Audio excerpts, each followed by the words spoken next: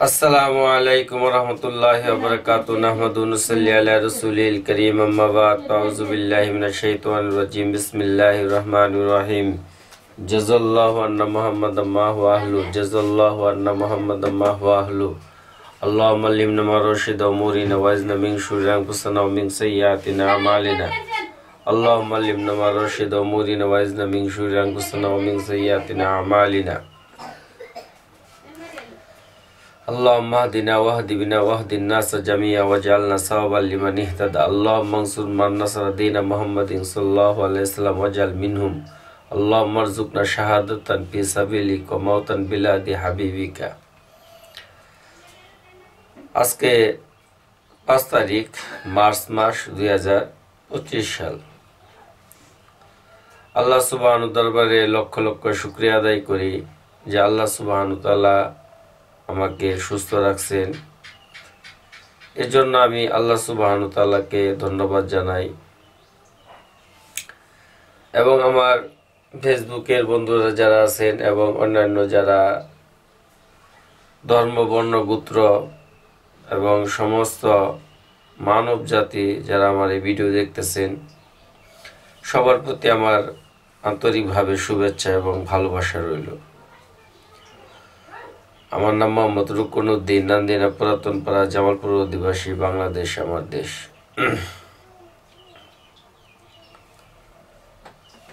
মানুষ আজকে বিভিন্নভাবে পেরেশান, হতাশ মানে অনেক টাকা তারপরেও হতাশ, অনেকের অনেক অসুস্থতা তারপরেও সে হতাশ, অনেকের খাবার নাই তাও হতাশ, অনেকের খাবার খাওয়ার মতন মানুষ নাই তাও হতাশ, অনেকের 4-5টা 8টা 9টা সন্তানের জন্য সে হতাশ, অনেকের একটা বাচ্চা নাই এজন্য অনেকে সে হতাশ, আবার অনেকের 4-5টা কন্যা সন্তান এর জন্য সে হতাশ, আবার অনেকের 4-5টা পুত্র সন্তান তার একটা মেয়ে নাই এর জন্য সে হতাশ। অনেকে তার চোখের সামনে সবকিছু বিলীন হয়ে গেছে, বাড়িঘর ধ্বংস হয়ে গেছে, বাড়িঘর নদী নিয়ে গেছে, বাড়িঘর ঝড় তুফানে সব ভেঙে ফেলেছে, এর জন্য হতাশ। তো আসল কথা হলো মানুষের জীবনে উত্থান পতন, ইজ্জত সম্মান এগুলা আমাদের লাইফের একটা পার্ট, লাইফের একটা অধ্যায়। এটাকে আমাদের কে মেনে নিতে হবে যে এটা আমাদের লাইফের একটা অংশ। আর এটাকে যখন আমি এটাকে সহজভাবে আমি মেনে নিব, এটাকে যখন আমি এটাকে কঠিন করব না, এই জিনিসটাকে যখন আমি মানে কঠিন থেকে কঠিন রকমভাবে আমি জিনিসটাকে আমি ভাববো না, তখন আমার এই দুনিয়ার জীবনটা চলা অত্যন্ত সহজ হয়ে পড়বে। আর যখন আমি এই জিনিসটাকে খুব মানে ডিপলি সিরিয়াসলি ভাববো যে আমার জীবনটা আসলে এরকম কেন, তখন আমি হতাশায় ভুগবো। আর হতাশা থেকে আমি একটা সিগারেট খাবো, একটা সিগারেট খাওয়ার পর তারপরে হতাশা কাটানোর জন্য আরেকটা সিগারেট খাবো। তো নিকোটিনে আমি আসক্ত হয়ে পড়বো। আর নিকোটিনে আসক্ত হওয়ার কারণে নিকোটিন বারবার সে ওই হতাশাটাকে কাটানোর জন্য সে বারবার সে ডোপামিন যা মস্তিষ্ককে শান্ত করার জন্য সে ব্যতিব্যস্ত হয়ে পড়ে, কিন্তু নিকোটিন প্রবেশ করার ফলে বরং আরও হতাশা বেড়ে যায়।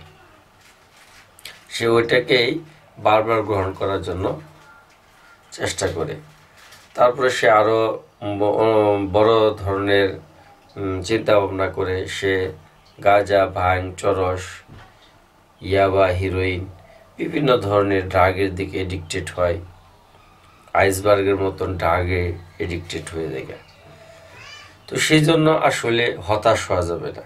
মুমিন বান্দা তাকে হতাশ হওয়া যাবে না যে এই আমি যদি এই যে যেমন আমার 2022 সালের ফেব্রুয়ারি মাসের 21 তারিখে প্রক্ষাঘাতের শিকার হয়ে বাম পা ফেটে ফেলতে হয়েছে। এখন যদি আমি এটা নিয়ে বারবার ভাবি আমার কেন পা কাটলো, তাহলে তো আমি তো সবসময় হতাশা থাকবো। আর হতাশা থেকে আমাকে বিভিন্ন রকমের রোগ বেরিয়ে যাবে। হ্যাঁ, বলতে পারেন যে আপনার জীবনে কি, আমার জীবনে অনেক উত্থান পথান, অনেক চড়াই উতরাই পাড়ি দিয়ে আমাকে এই পর্যন্ত আসতে হয়েছে, অনেক স্ট্রাগল করতে হয়েছে। তারপরে আমি কখনো হতাশ হইনি। আমার মহান সৃষ্টিকর্তার উপরে সবসময় ভরসা ছিল যে আল্লাহ সুবহানাহু ওয়া তাআলা আমার জন্য যা কিছু করতেছেন এখানে অবশ্যই কোনো গুপ্ত রহস্য আছে, এখানে অবশ্যই কোনো না কোনো ভালো আছে, যেটা হয়তো আমি জানি না, কিন্তু আল্লাহ তাআলা প্রেজেন্ট, পাস্ট, ফিউচার সবকিছু আল্লাহ তাআলার কাছে এক সমান।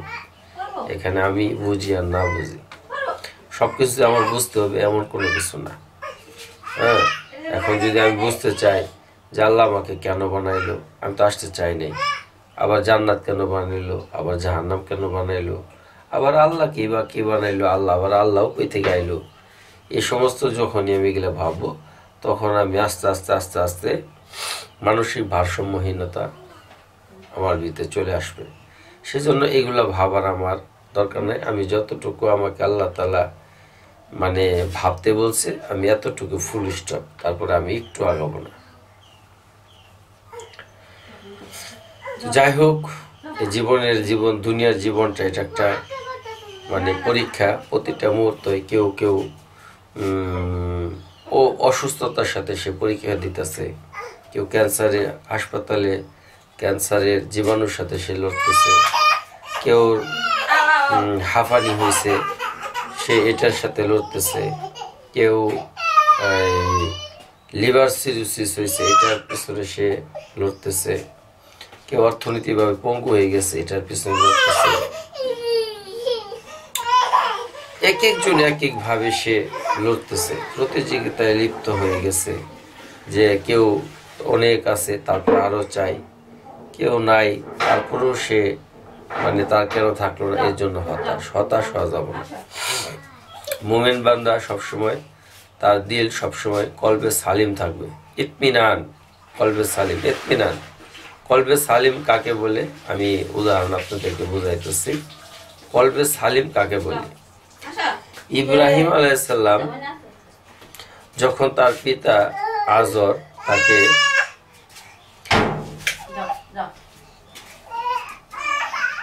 মূর্তির দায়িত্ব দেওয়া হইলো, এক সময় সে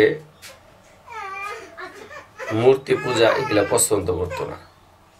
তখন ইব্রাহিম আলাইহিস সালামের পিতা তাকে এক সময় তাকে বের করে দিল। বের করে দেওয়ার পরে তখন ইব্রাহিম আলাইহিস সালাম বের হয়ে গেল। তখন শুনতে পেল যে পথিমধ্যে এখানে বাদশার মেয়ে এখানে বিয়ে হবে, আর ওই বাদশার মেয়ে বিয়ে তাকেই করবে যার মালায় ওই বাদশার মেয়ে যে রাজপুত্রের গলায় মালা পরাই দিবে তাকেই তিনি বিয়ে করবেন, নতুবা তার বাবার পছন্দ, তার আত্মীয় স্বজনের পছন্দ মতো সে বিয়ে করবে না। এর জন্য বিভিন্ন দেশ থেকে, দূর দূরান্ত থেকে অনেক রাজপুত্ররা আসছে, মন্ত্রীর ছেলেরা আসছে, সুদর্শন পুরুষরা আসছে, অনেকেই আসছে। তো ইব্রাহিম আলাইহিস সালাম যখন তার বাবা তাকে বাইরে থেকে বের করে দিল, তখন তিনি যাইতেছে তো তখন যেখানে এই ঘটনাটা শুনতে পেলেন, তখন তিনি বললেন যে সবাই যেহেতু লাইনে দাঁড়াইছে, তো আমার ওই ময়লা ছেলে পোশাক, যাই হোক আমি এখানে দাঁড়াই। তখন ইব্রাহিম আলাইহিস সালাম ওখানে ওই লাইনে দাঁড়াইল। তখন বাদশার মেয়ে সে অনেক রাজপুত্র দেখতেছে অনেক দাপটওয়ালা রাজপুত্র ছেলে, তাদেরকে দেখতে দেখতে পিছনের বাদশার যে বডিগার্ডরা ছিল, বাদশার মেয়েকে প্রোটেকশন দেওয়ার মতন যে সমস্ত লোকজন ছিল, দেহরক্ষী, তারাও ছিল। আর এদিকে বাদশা নিজেও পর্যবেক্ষণ করতেছেন, তার আত্মীয় স্বজনরাও পর্যবেক্ষণ করতেছেন যে আমার মেয়ে কোন রাজপুত্রের গলায় সে ফুলের মালাটা দিবে।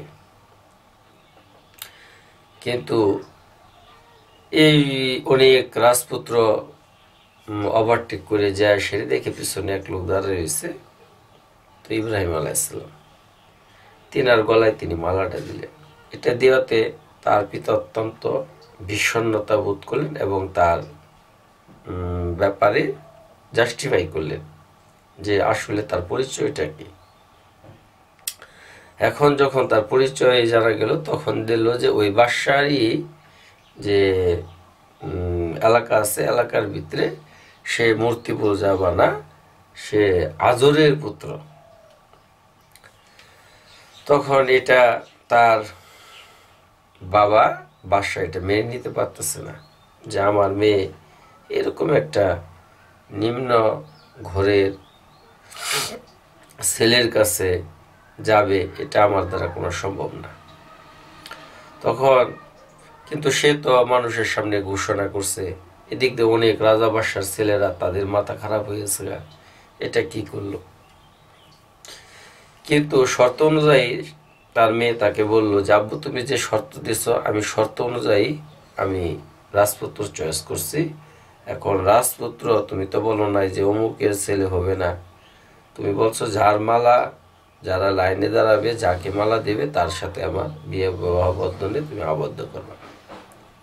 তখন বাদশাহ এক সময় সে এটাকে মেনে নিল। মেনে নেওয়ার পর তখন বাদশাহ বলল যে দেখো তুমি যে কাজটা করছো এটা আমাকে অনেক হেয় প্রতিপন্ন করছো, আমার বংশমর্যাদা, আমি এই দেশের একটা বাদশাহ, আর তুমি আজরের ছেলে ইব্রাহিমের এই গলায় তুমি মালা দিছ, এটা আমার দ্বারা এই সাম্রাজ্যে আমি অনেক হেয় প্রতিপন্ন হব। তো সুতরাং তুমি এখান থেকে অন্য কোনো বেদুইন কোনো দেশে চলে যাও যেখানে আমি তোমার সম্পর্কে কোনো কিছু না জানি। যাই হোক, তখন বলল তুমি কি চাও। পরে বলল যে আমি তোমাকে কিছু রসদ তথ্য দিয়ে দিতেছি আর তোমাকে একটা বাদী দিয়ে দিতেছি, একটা বাদী কাজের মেয়ে দিয়ে দিতেছি, তোমাকে যতটুকু পারে হেল্প করবে। তখন ইব্রাহিম আলাইহিস সালামের যে এই কি করে কয় এই বাদীটা দিল, তার নাম ছিল মা হাজেরা আলাইসাল্লাম, যার গর্ভে আসছিল ইসমাইল আলাইসাল্লাম। আর জিনার সাথে বিবাহ হইল তিনি হইল মা সারা রাদিয়াল্লাহু তাআলা। তখন যাইতেছে, যাইতে যাইতে যাইতে যাইতে অনেক দূর চলে গেছে। যাওয়ার পরে ওদিক দিয়ে আবার ওই যখন অন্য রাষ্ট্র গেছে, তখন অন্য রাষ্ট্রে সংবাদ পেল এদিকে একটা সুন্দরী মেয়ে, রূপসী মেয়ে যাচ্ছে। তখন বাদশাহ বলল তাকে কয়েদ কর। তখন তাকে কয়েদ করলো এবং বাদশাহ এই রূপসী মেয়ে দেখে, একদম ভার্জিন কুমারী, সতী পুত পবিত্র একজন নারী দেখে বাদশার মনের ভিতরে এমন একটা কামনা বাসনা জন্মগ্রহণ করলো, যেটা বাদশাকে একদম মানে এই পাগল পাড়া করে ফেলছে। তখন বলল তুমি আমার ঘাস কামড়ে আসো। তখন বলছে আমার স্বামীকে নিয়ে আসি। পরে বলছে যে না, তোমার স্বামী আসতে পারবে, তোমার স্বামী ওখানে তা বাইরে থাকো। ইব্রাহিম আলাইহিস সালাম ঘটনার একটু উপলব্ধি করতেছে, কিন্তু ইব্রাহিম আলাইহিস সালাম তার দিল একদম কলবে সালিম, দিল ইতমিনান, যে আসমানের ফয়সালা যেটা ওটাই বাস্তবায়ন হবে, আমার টেনশনের কোনো কিছু কারণ নাই। যখন বাদশাহ তাকে কুপ্রস্তাবে রাজি দিল, তখন বলল, তখন মা সারা রাদিয়াল্লাহু তাআলা রাজি হইল না। তখন সে জোরপূর্বক তার সাথে যখন সে রেপ করতে চাইতেছে, তখন তার শক্তি বল প্রয়োগ করতেছে, তখন ওই বাদশার হাত লুলা হয়ে যায়। তখন বলতেছে যে তুমি আমাকে মাফ করে দাও, আমি আর এই কাজ করব না। তখন বলে যে তুমি তোমার যে রব আছে, রবের কাছে প্রার্থনা করো। তো তিনি আবার ওই টাইমে যে গ্রন্থগুলো ছিল, ওই গ্রন্থের মধ্যে সমস্ত কিছু জানতো যে আজরের ঘরে একটা পুত্র সন্তান আসবে, তার নাম হবে ইব্রাহিম, তার গায়ের রং এরকম, সে এরকম এরকম ঘটনা ঘটবে, আর সে নবী হবে। এটা সে এক প্রকারের ধার্মিক মহিলা ছিল। তখন সে দোয়া করলো, ভালো হয়ে গেল। কিন্তু তারপরে বাদশাহ আবার তাকে দেখে আবার সে মানে পাগল পারা হয়ে গেছে, আবার রেপ করার জন্য সে পাগল হয়ে গেছে। তখন সে আবার ধরতে গেছে, আবার আবার হাত পাও এরকম ভাবে 2-3 বার করছে। তখন বাদশাহ বুঝতে পারছে যে এই মেয়েটা আসলে সাধারণ কোনো মেয়ে না, এটা অবশ্যই সে আধ্যাত্মিক শক্তির অধিকারী এবং সে অলৌকিক শক্তির অধিকারী। যে একটা মেয়ে, সে তাকে আমি রেপ করতে যাব, আর সে তাকে ধরতে গেলে আমার হাত পা অপস হয়ে যায়, আবার সে যখন প্রার্থনা করে আবার ভালো হয়ে যায়। এগুলো ঘটনা রুমের ভিতরে করতেছে। ইব্রাহিম আলাইহিস সালাম বাইরে আছে। ইব্রাহিম আলাইহিস সালাম তার দিলে ইত্মিনান যে আল্লাহ তাআলা হেফাজত করবে। তো যাই হোক, বাদশাহ তখন তাদেরকে সহি সালামতে বললো যে তোমরা আমার রাজ্যে অমুক জায়গায় বাস করো না। যাই হোক, আমি আর ওদিকে কথা বলবো না, আমি এখন ভিডিওটা খুব সংক্ষিপ্ত করব। তো ইব্রাহিম আলাইহিস সালামের স্ত্রী মা সারা রাদিয়াল্লাহু তাআলা আনহা তাকে নিয়ে ফিলিস্তিন, জেরুজালেম, যেটা বর্তমানে মসজিদুল আকসা, এখানে এক সভ্যতা গড়ে উঠল। আবার ইব্রাহিম আলাইহিস সালামের যে বাড়ি দিয়ে দিয়েছিল সাথে বাদশাহ মা হাজার রাদিয়াল্লাহু তাআলা আনহা, তখন সারা রাদিয়াল্লাহু তাআলা আনহা বাচ্চা হয় না দেখে তখন তিনি সারা রাদিয়াল্লাহু তাআলা আনহা বলল, তুমি তোমার বাদীকে বিবাহ করো। তখন তিনি তাকে বিবাহ করলেন। আর ওনার ঘরবে আসো ইসমাইল আলাইহিস সালাম, তিনাকে আল্লাহর হুকুমে ইসমাইল আলাইহিস সালাম সহ মরু প্রান্তরে রেখে আসলো। তো ইব্রাহিম আলাইহিস সালাম বিচলিত না যে মরুভূমি, নির্জন মরুভূমি, এখানে খাওয়া নাই, পানি নাই, কোনো কিছু নাই, মানুষের বসবাসের উপযোগ্য না, আর এখানে আল্লাহ তাআলার হুকুম রাইখা আসা, তিনি রাইখা আসছেন। তো তিনার দিল কলবে সালিম ছিল, ইতমিনান ছিল। তো সেখানে এক সভ্যতা গড়ে উঠল, সেটা হলো মক্কার সভ্যতা। তো আমরা ইসমাইল আলাইহিস সালামের বংশধর, এই বংশে নবী মুহাম্মদ সাল্লাল্লাহু আলাইহি ওয়াসাল্লাম আসছে। আর ইব্রাহিম আলাইহিস সালামের যে ওই মা সারা রাদিয়াল্লাহু তাআলা আনহুর পরে একটা সন্তান হয়েছে, তার 13 বছর পরে, নাম ইসহাক আলাইহিস সালাম, তারপর ইয়াকুব আলাইহিস সালাম। আর ইয়াকুব আলাইহিস সালামের আরেক নাম ছিল ইয়াহুদা, ওখান থেকে ইহুদি বংশের পরিচয় হয়। তারপরে তার একটা পুত্র সন্তান হয়, তার নাম হয় ইসহাক। এই ইসহাক আলাইহিস সালামের একটা পুত্র সন্তান হয়, তার নাম হয় ইয়াকুব আলাইহিস সালাম। ইয়াকুব আলাইহিস সালামের আরেক নাম ছিল ইয়াহুদা, ওখান থেকে এই ইহুদি নামের বিবর্তন ঘটে। আর ওই ইয়াকুব আলাইহিস সালামের আরো অনেকগুলা পুত্র সন্তান থাকে, 10 জন, এক মায়ের পেটের, আরেক মায়ের পেটে 2 জন, বিনিয়ামিন এবং এই ইউসুফ আলাইহিস সালাম। তো ইউসুফ আলাইহিস সালামকে তারা ভাইরা কুয়ার ভিতরে ফেলাই দেয়। তো তারা আবার ওখান থেকে তাকে মিশরে বাজারে বিক্রি করে, মিশরে তাকে রাখা হয়, মিশরের বাজারে চড়া মূল্যে কিনে নেয় সেনাপ্রধান। আর সেনাপ্রধানের স্ত্রী জুলেখা তাকে কুকর্মর জন্য প্রস্তাব দেয়, সে রাজি হয় না।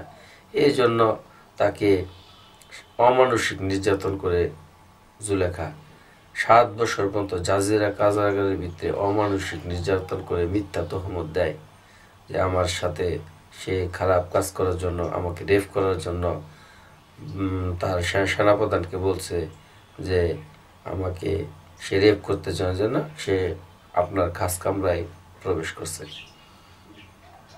তখন বাদশাহ ওই সেনাপ্রধান এই জিনিসটাকে বলল যে এটা আসলে এটা আমার একটু জাস্টিফাই দরকার। তখন বলল যে ইউসুফ, তোমার কি কোনো সাক্ষী আছে?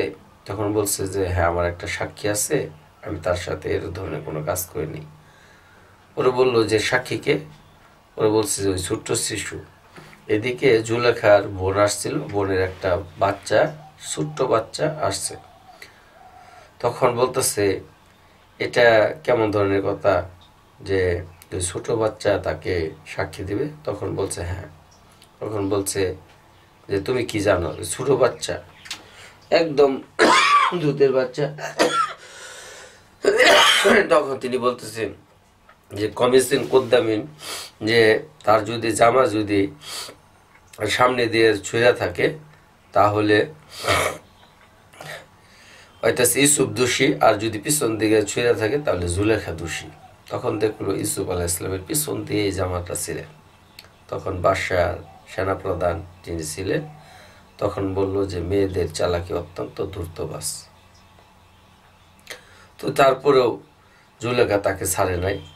জুলেখার কথা হইল যে, কিন্তু সেনাপ্রধান বিশ্বাস করছে এটা জুলেখারই কারসাজি।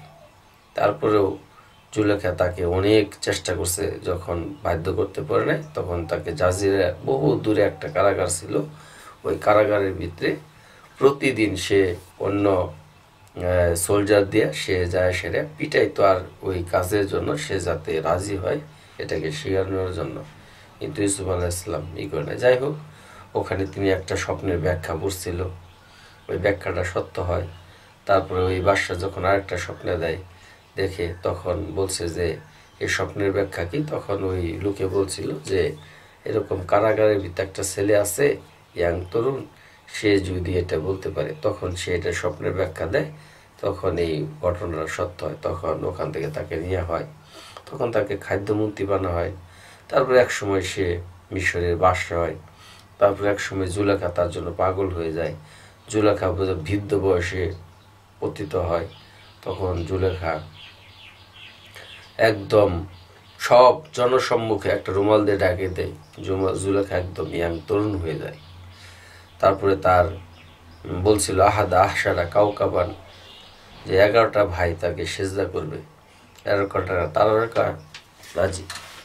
যাই হোক, তখন তার ভাইরা এসে সেজদায় পড়ে গেল গা। এই যে ইয়াকুব আলাইহিস সালাম ইউসুফ আলাইহিস সালামের বিচ্ছেদে কাঁদতে কাঁদতে চোখ অন্ধ হয়ে গেছিল। কিন্তু তিনি নবী ছিলেন, তিনি জানতেন যে ইয়াকুব ইউসুফ বেঁচে আছে। যাই হোক, আমার কথা বলার ওইটা না, আমার কথা হইলো বিপদ আপদ বালা মুসিবত, টেনশন, প্যানিক, তারপরে মানুষের শত্রুতা, মানুষের দুশ্মনী, মানুষের মুনাফিকিয়াত, মানুষ মুখে বলবে একটা, অন্তরে আরেকটা, মানুষ দেখাবে উপকার, ভিতরে ক্ষতি করার চেষ্টা করবে। তারপরে দরিদ্রতা, মানুষের ঈর্ষান্বিতা, মানুষের মানে কষ্ট দেওয়ার মানে মনোভাব, তারপরে দুনিয়াবি ঝড় তুফান, বৃষ্টি, সাইক্লোন, ঝড় তুফান এগুলো আছে। তারপরে শারীরিক অনেক ধরনের অসুখ বিসুখ, এগুলোর সাথে আমাদের প্রতিনিয়ত কন্টিনিউ আমাদেরকে কী করতে হয়, মোকাবেলা করতে হয়, ফেস করতে হয়। তো এই অবস্থার ভিতরে আমি যাতে হতাশ না হই, আমি যাতে বলি আলহামদুলিল্লাহ, থ্যাংক ইউ গড, হ্যাঁ তুমি যা করতেছো আলহামদুলিল্লাহ, তুমি ইজ্জত দিছ আলহামদুলিল্লাহ, তুমি সম্মান দিছ আলহামদুলিল্লাহ, তুমি আমাকে এই মর্যাদার আসনে বসাইছো আলহামদুলিল্লাহ। তখনই আমি কলবে সালিম হব, তখনই আমি ইতমিনান পাবো। আর এটাকে আমার বুঝতে হবে, দুনিয়ার জীবনটা এটা কোনো শান্তির কোনো জায়গা না। এই দুনিয়াটা আমি আসছি এখানে পরীক্ষা দেওয়ার জন্য, আমাকে পরীক্ষা দিতে হবে। আর এই পরীক্ষায় হয়তো আমি সফলতা লাভ করব আখেরাতে, অথবা আমি ক্ষতিগ্রস্ত হব।